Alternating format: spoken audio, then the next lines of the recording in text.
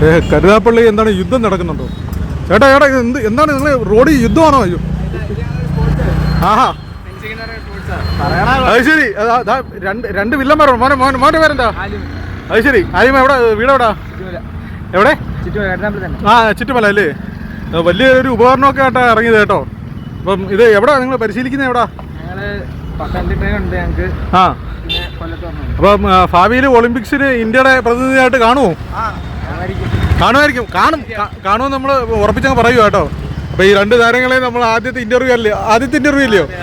അപ്പോൾ ഒളിമ്പിക്സിന് പോകുമ്പോൾ ഓർക്കണം. Thank you. നമസ്കാരമുണ്ട് ഗൈസ്. അതാണ്ട് നമ്മളൊരു കൂട്ടുകാരനെ കണ്ട്, അപ്പോൾ അദ്ദേഹത്തിൻ്റെ വ്യത്യസ്തമായൊരു സാധനം കണ്ടുകൊണ്ട് ഞങ്ങൾ പിടിച്ചു നിർത്തിയതാ. എന്തോ പേരെന്തുവാ? ആ അത് ശരി. ഇത് എന്തോ ഈ സംഭവം എന്തോ? ഇത് ഫെൻസിങ് അല്ലേ? നമ്മളെ ഒളിമ്പിക്സ് ഒക്കെ കാണുമ്പോൾ ഈ ഒരു സംഭവം കണ്ടിട്ടുണ്ട്. അത് നമ്മുടെ കേരളത്തിലുണ്ടോ ഈ സംഭവം? ആ ഈ ഗെയിമിന്റെ പേരെന്താ? ഫെൻസിങ് എന്നാണ് ഈ ഗെയിമിന്റെ പേര്. അപ്പൊ നമ്മുടെ കേരളത്തിൽ അത്രയും പോപ്പുലർ ആയിട്ടില്ല അല്ലേ?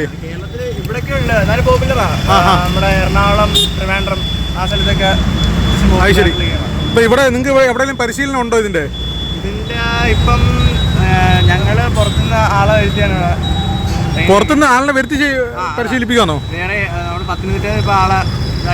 അത് ശരി. ഇപ്പൊ ഇത് എങ്ങനെ ഇത് പഠിച്ചാല് നമ്മുടെ ഇതിന് സ്പോർട്സ് പരമായിട്ട് നമ്മളെ സർക്കാർ എടുത്തിട്ടുണ്ടോ? ചെയ്യുന്നുണ്ടല്ലേ? മത്സരിക്കാനൊക്കെ പോയിട്ടുണ്ടോ? ഇപ്പൊ നിങ്ങൾ ഇപ്പൊ നിലവിൽ എവിടാ? ആ സ്റ്റേറ്റിലല്ലയോ?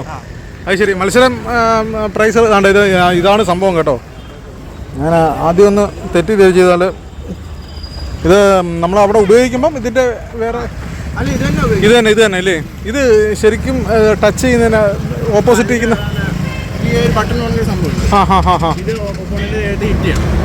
ഇതൊരു ബട്ടനാണ്. അപ്പോൾ ഇത് ഓരോ ഹിറ്റിനും പോയിന്റുകളുണ്ടല്ലേ?